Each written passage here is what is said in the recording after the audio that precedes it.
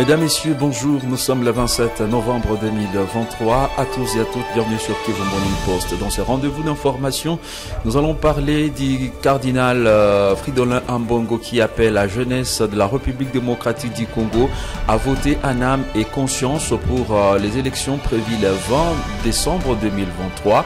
Il invite par la même occasion la jeunesse à bouffer l'argent des politiciens qui se vertueront à leur distribuer de l'argent. Nous serons dans le territoire de Nyiragongo, précisément dans le village d'Ngangitwa, pour évoquer cette insécurité qui est loin de dire son dernier mot. En une semaine, c'est en tout 25 maisons qui ont été visitées par des bandits armés, une situation qui ne fait pas du bien à la jeunesse de cette entité. Nous finirons ces programmes d'actualité par l'artiste et musicien Fally Ipupa qui s'est produit le 25 novembre 2023. Nous sommes du côté de la France. Il était donc à Paris, la Défense Arena, et c'était l'occasion pour cette star de la musique congolaise de témoigner ouvertement son appui à la candidature du docteur Denis Mukwege. Ce titre et bien d'autres, mesdames, messieurs, leur développement, c'est dans un court instant.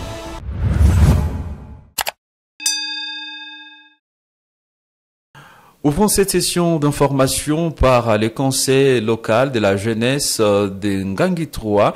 Nous sommes dans le territoire de Nyiragongo qui exprime sa frustration au vu des nombres de cas d'insécurité enregistrés dans cette entité. Selon son vice-président, sur une période de une semaine, c'est en tout 25 maisons qui ont été visitées par deux bandits armés.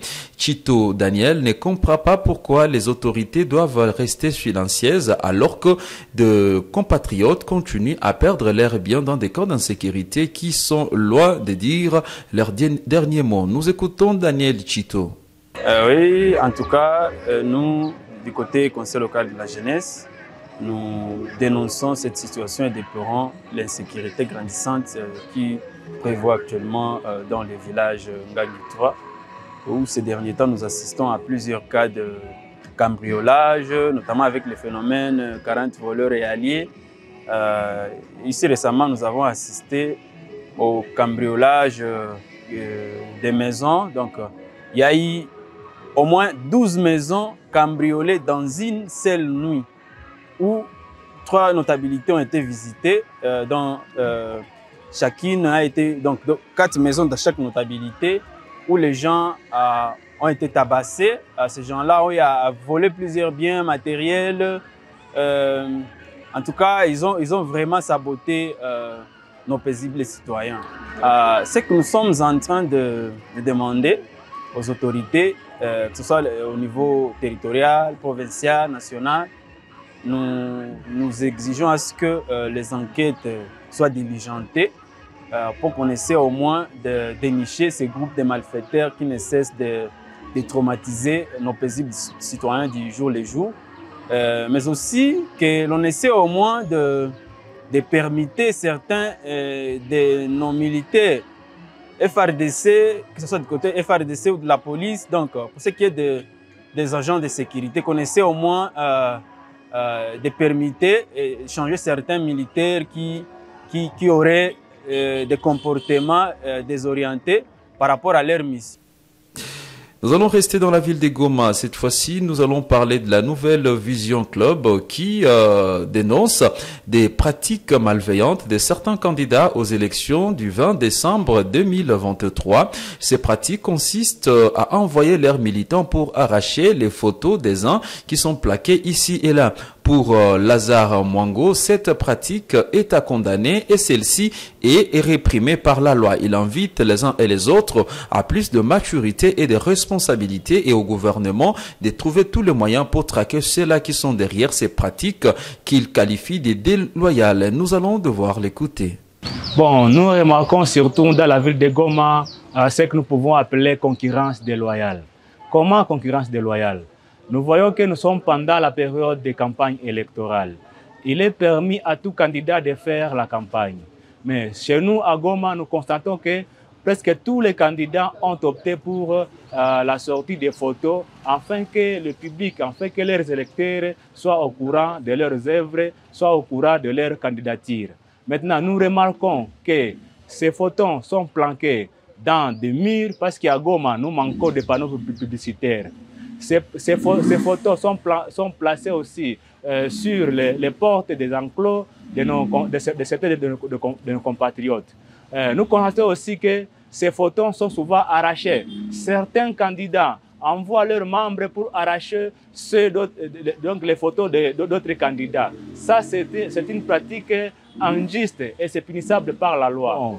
Souvent, nous demandons aux autorités de s'impliquer parce qu'il y a des candidats pour faire sortir une photo aujourd'hui. S'écouter aussi.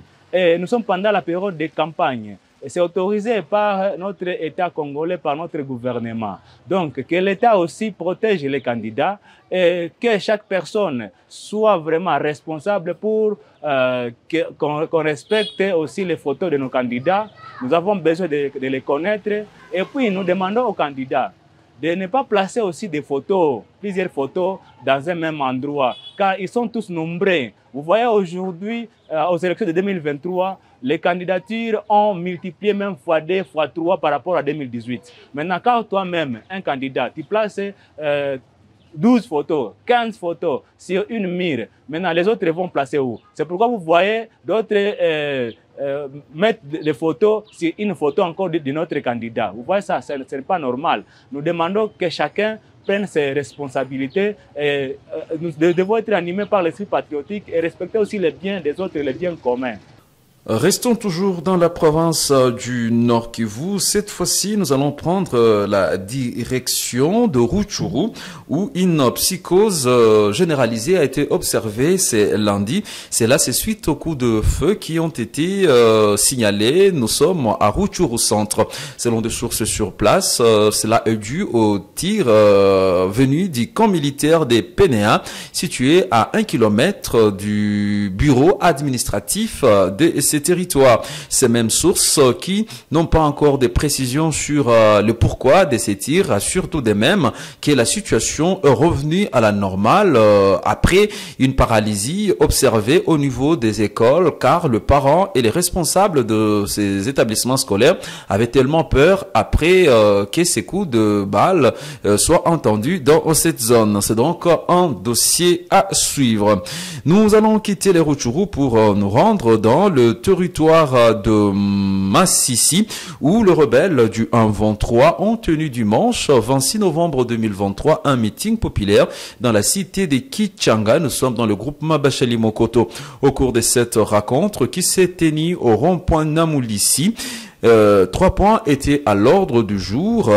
Parmi le point que les rebelles du 1-23 ont donc évoqué, il s'agit entre autres de leur volonté de ne pas quitter les zones qu'ils ont déjà récupérées aux mains de forces loyalistes et les combattants Wazalendo, mais aussi c'était question de parler de ces déficits sécuritaires dans la partie est de la République démocratique du Congo, mais aussi témoigner ouvertement leur volonté à aller jusqu'au bout au cas où le gouvernement de la République démocratique du Congo ne prendra pas ses responsabilités ou trouver une solution à cette crise sécuritaire.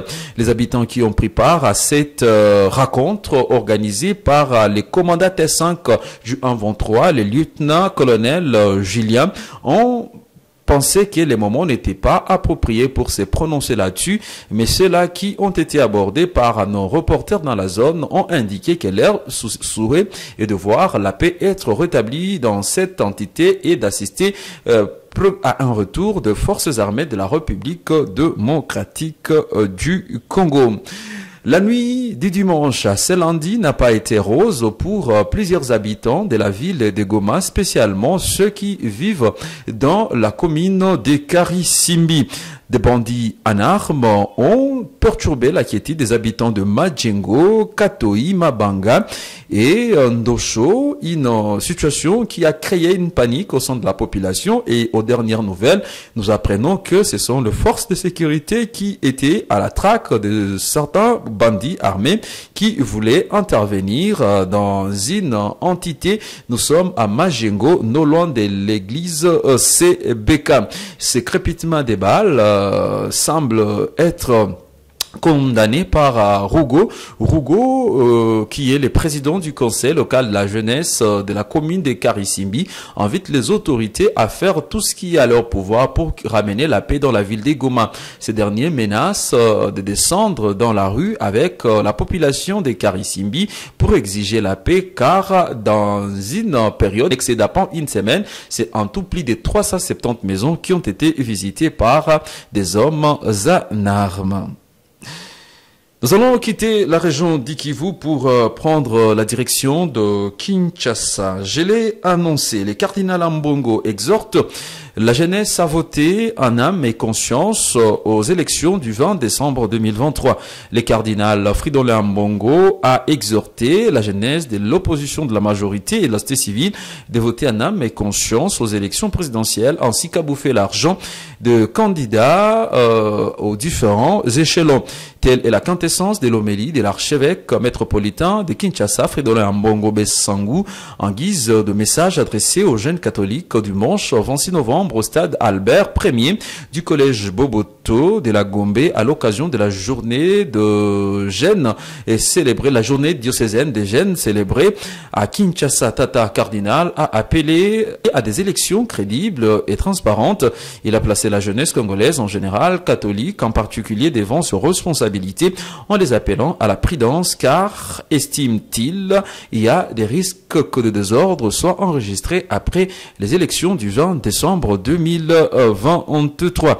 Par ailleurs, dans son speech, l'archevêque métropolitain de Kinshasa accuse certains politiques congolais de faire campagne avec l'argent du trésor public. Rappelons que la campagne électorale se poursuit jusqu'au 18 décembre prochain. Le candidat président et députés sont mobilisés dans leur circonscription électorale où ils battent campagne dans un contexte sécuritaire dans la partie est de la République démocratique du Congo, où certains territoires ont été exclus du processus électoral en cours. Et pour terminer avec cette session formative sur Kivu Morning Post, l'artiste et musicien Fally Ipupa vient d'apporter son appui ouvertement au docteur Denis Mukwege. L'artiste l'a manifesté, nous sommes samedi, lors de son concert à Paris Défense Arena, où les défenseurs de la rumba telle qui se présente aujourd'hui, Fally Ipupa a réuni autour de 40 000 spectateurs pour venir assister à ce concert qui reste une première pour un continent africain. Alors là, nous allons donc vous laisser suivre cette vidéo, juste un extrait de ce concert tel que cela a été présenté par Fally Ipupa et où il était en train de témoigner, d'apporter son appui au docteur Denis Mukwege, qui est candidat numéro 15 à la présidentielle de 2023. Nous sommes le 20 décembre et je précise que docteur Denis Mukwege est arrivé depuis samedi à Bukavu, où il a tenu un meeting dans le cadre de sa campagne. Nous sommes à la place de l'indépendance au cœur de la ville de Bukavu. Et c'est la fin de cette livraison de nos informations en temps réel sur Kivu Morning Post. Merci à tous et à toutes de l'avoir suivi.